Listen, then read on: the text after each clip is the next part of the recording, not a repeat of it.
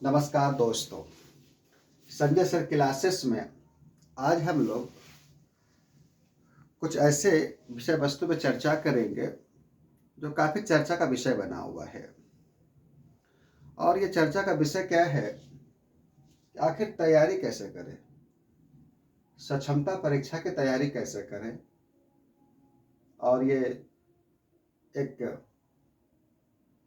बहुत बड़ा शिक्षक समाज के बीच में एक उधेड़-बुन की समस्या बनी हुई है, क्योंकि कोई किताब नहीं है, सिलेबस का कोई एग्जैक्ट डिटेल नहीं है कि सिलेबस क्या है।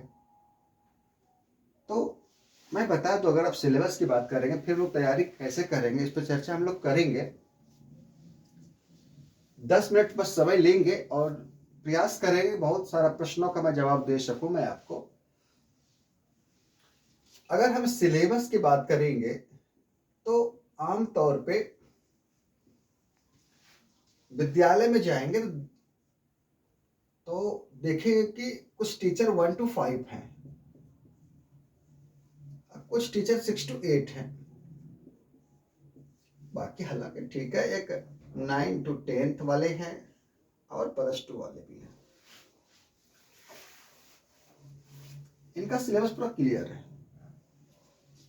अगर आप टीआरई 1 और 2 को देखेंगे तो वही सिलेबस सक्षमता में रखा गया है।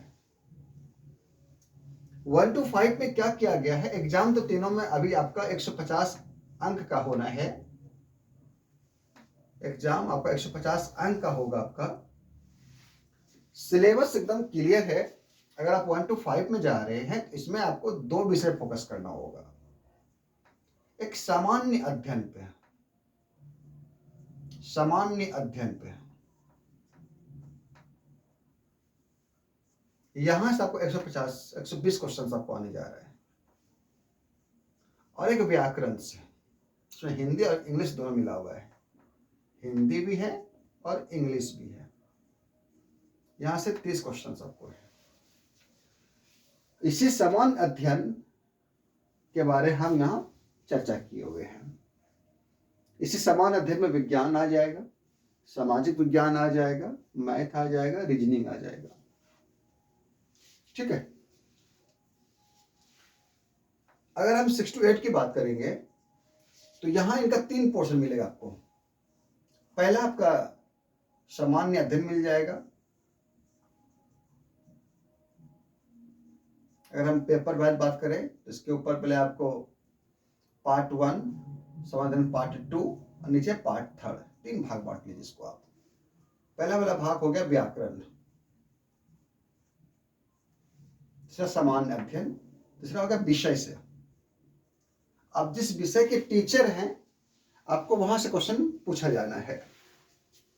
तो व्याकरण से 30 क्वेश्चन, समान अध्ययन से 40 क्वेश्चन, और आप जिस विषय के टीचर हैं, अगर आप सोशल साइंस के टीचर हैं तो वहां से आपको 80 क्वेश्चन पूछा जाएगा। साइंस के हैं तो वहां से आपको 80 पूछा जाएगा। ठीक है। तो यही सारा कंडीशन 9 to 10 और +2 के लिए भी रखा गया है। सेम यही सिलेबस वहां पर भी है। अब जिस विषय से हैं वहां से आपको 80 क्वेश्चन आपको पूछा जाना है। तो ये है हमारा सिलेबस। और ये सारा एग्जाम आपको पता है कि ऑनलाइन होने जा रहा है। अब ऑनलाइन का तोड़ यही है कि आप लोग कम से कम जो है बगल में कैफे वगैरह जा करके, और वो आप हो सके तो आप लोग कल से शुरू कर लीजिए, कम से कम 5 से 6 सेट जो है मारिए। और अगर आप एक बार ऑनलाइन एग्जाम देने के लिए अगर आप सीख जाएंगे तो काफी इसमें फायदा है। फायदा किस प्रकार से है वो समझिएगा।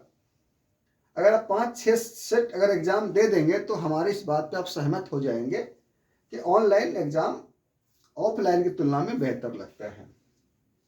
हालांकि कुछ परेशानी भी है, और वो परेशानी उनको ज्यादा है जो कि पहली बार बैठा है एग्जाम में। तो इस बात को आप लोग स्पष्ट रूप से क्लियर रहिएगा कि अगर आप एग्जाम देने के लिए जा रहे हैं तो आपको सबसे पहले ऑनलाइन एग्जाम देना कैसे है वो कम से कम 5-6 सेट आप मारिए। कम से कम बात कर रहा हूँ। और अगर आप मार लेंगे तो आप कहेंगे वास्तव में बहुत आसान है ऑनलाइन। इसमें फ़ायदा पहले क्या होता है कि आमतौर पे गलती क्या होता है टीचर लोगों से या एक स्टूडेंट से क्या गलती होता है कि जब वो एम आर को जब रंगाता है ना, तो कहेंगे डबल रंगा जाता है। इसमें ऑनलाइन में समस्या ही नहीं हो आपको होगी, वो बस क्लिक करना है और कर्सर को वहां लेके जाएंगे, क्लिक करेंगे, आपका ब्लैक हो जाएगा। आपको जिस भी पेज को सॉल्व करना है वो पेज को नीचे करेंगे और वहां से आप सॉल्व कर सकते हैं। तो कुछ फायदा भी है ऑनलाइन में, यानी बहुत कुछ समय बचा सकता है ऑनलाइन एग्जाम में। ठीक है, तो खैर ये बहुत बड़ी बात है। मेरे अनुसार से ऑनलाइन नहीं है कि एग्जाम ऑनलाइन हो रहा है, कहाँ एग्जाम होने वाला ये कोई मैटर नहीं है, ये सब बेकार की बातें हैं। लेकिन हाँ, ऑनलाइन के लिए आप लोग एटलीस्ट 5-6 बार सेट मार लीजिएगा। और कहाँ से मारना है अगर आपको दिक्कत तो हमसे आप पूछ लीजिएगा, आपको हम बता देंगे। ठीक है, तो ये बहुत बड़ा मुद्दा नहीं है कि ऑनलाइन एग्जाम होगा तो हाइप बनाता है। आमतौर पे टीचर्स को लगता है कि मैं तो कंप्यूटर चलाने जानता ही नहीं हूँ, मैं एग्जाम कैसे दूंगा। एग्जाम देना अलग चीज है और कंप्यूटर चलाना अलग चीज है। समझ में आ रही बात है? जैसे कि अगर मैं बोलूं आपको कि आपके हाथ में एक, आप साइकिल चलाना नहीं जानते हैं, लेकिन आप साइकिल का हैंडल तो पकड़ सकते हैं ना, उसको आगे पीछे घुमा सकते हैं ना। जस्ट सेम उसी प्रकार से ऑनलाइन एग्जाम में आपके हाथ में एक माउस रहेगा, उसको स्लाइड करना है और जो आंसर होगा उस पर हल्का क्लिक करना है। बस थोड़ा सा अभ्यास करेंगे तो आपको काफी ज्यादा आराम मिलेगा ऑनलाइन एग्जाम देने में। समझ में आ रही है बातें? तो इनसे आप लोग डरिए नहीं। जितना सारा जब एक यूट्यूब और व्हाट्सएप का जो एक टीम है जो इसका रूमर फैला रहे हैं, अब उनको फैलाने दीजिए। बाकी अगर कुछ संशोधन होता है तो स्वागत योग्य है, जो भी होगा हम लोग उसके साथ आगे बढ़ेंगे। लेकिन अगर वर्तमान स्थिति को ही, अगर हम आज की स्थिति मान के चलो, एग्जाम की स्थिति को मान के चलो, तो आप लोग डरिए नहीं और इसके साथ चलिए। ऑनलाइन तैयारी आप ढंग से कीजिए। तो सिलेबस समझ लीजिए आप लोग। प्रश्न यहाँ पे ये उठता है कि तैयारी कैसे करें। देखिए, आमतौर पर अगर हम नोटिस करेंगे तो अभी हमारा एग्जाम 26 फरवरी को रखा गया है, ये मोटामोटी रखा गया। अभी आगे पीछे डेट इसमें होना तय है, मान चलिए आप। अगर हम 26 को ही मैं मान लो या इसी के आसपास कोई डेट रखा गया है, तो अगर हम प्लानिंग करेंगे तो अभी हमारे पास 1 महीना है, 1 मंथ टाइम है हमारे पास। अब प्लानिंग क्या कीजिए, हर चीज के लिए स्ट्रेटजी बनाइए आप। सबसे पहला स्ट्रेटजी क्या बनाइए कि आप अगर क्लास 4 में पढ़ाने के लिए गए हैं तो नोटिस कीजिएगा क्लास 4 में सारे टॉपिक से क्वेश्चन एग्जाम में नहीं आ जा रहा है। आपको वो चुनना होगा कि एग्जाम में क्वेश्चन किस टॉपिक से पूछा जा रहा है। उसी प्रकार से पर्यावरण को टच कीजिए, मैथ को टच कीजिए, हिंदी थोड़ा सा कहानी पढ़ सकते हैं, हो सकता है कि वहां से आपको कोई ऑब्जेक्टिव वगैरह हिंदी कहानी से निकाल के दे दे।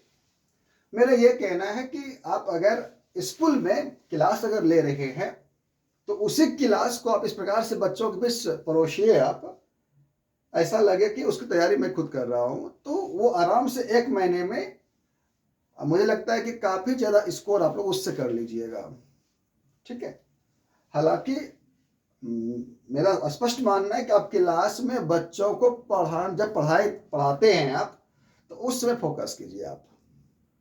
ठीक है, मैं प्रयास करूँ कल 4, 5, 6 का मैं किताब लेकर के आऊँगा और फिर मैं वहाँ से दिखाऊंगा कि 4, 5, 6 में हम किन किन बिंदुओं पर अगर फोकस किया जाए तो हमारा एग्जाम बेहतर हो जाए। खैर चलिए, ये सब बातें होगी। हम लोग मुख्य रूप से अब इस बात पे फोकस करेंगे कि जो सामान्य अध्ययन का जो टॉपिक है, ये सब सामान्य अध्ययन का टॉपिक है, जहाँ से हमें एग्जाम में 120 मार्क्स आना है, 120 नंबर हमको आना है। ये कैसे प्राप्त करें हम लोग? तो मेरा स्पष्ट मानना है, आप लोगों से मैं कहना चाहूंगा कि आप लोग 10th क्लास का बुक को टच कीजिए, 10वीं का बुक ले लीजिए। खासकर अगर आप एनसीईआरटी आपके पास है तो ठीक है, अगर भारतीय वन है तो उससे भी चले, को बहुत बड़ी बातें नहीं है। अब भारतीय भवन भी चलेगा, भारतीय भवन की पुस्तक या एनसीईआरटी भी ठीक है, लेकिन थोड़ा एनसीईआरटी के साथ थोड़ा भारी होता है, तो आप चाहे तो भारतीय भवन चूज कर सकते हैं।